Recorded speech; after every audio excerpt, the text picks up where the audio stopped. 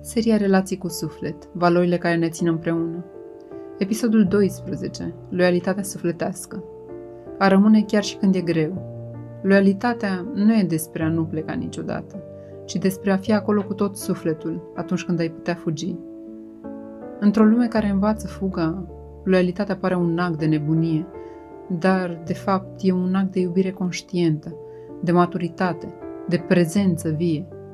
Nu loialitatea față de aparență, nu față de obligație, ci loialitatea față de sufletul celuilalt, față de ceea ce v-a adus împreună, față de ce ați construit cu rădăcină. Ce înseamnă loialitatea sufletească?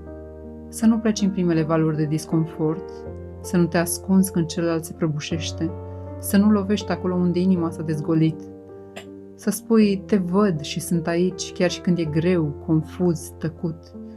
Loialitatea nu înseamnă să fii orb, ci să vezi și să alegi totuși. Nu pentru că nu ai opțiuni, ci pentru că știi ce contează. De ce este loialitatea atât de rară? Pentru că cere răbdare, cere claritate, cere să stai cu propriile umbre, să nu le proiectezi pe celălalt, cere să nu confunzi momentul greu cu întreaga relație. Loialitatea nu e despre a rămâne oricum, ci despre a rămâne cu sens, cu inimă, asumat.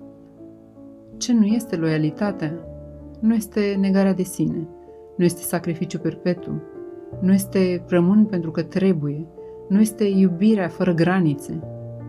Loialitatea sufletească înseamnă rămân pentru că vreau, pentru că aleg, pentru că simt, rămân nu ca să sufăr, ci ca să înțeleg, să vindec, să continui.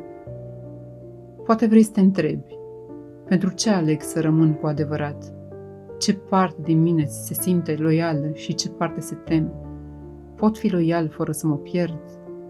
Cum arată loialitatea în iubirea matură, conștientă? Loialitatea nu e despre perfecțiune, este despre prezență, despre a spune, am văzut ce e frumos, am văzut ce e dureros și tot aici sunt.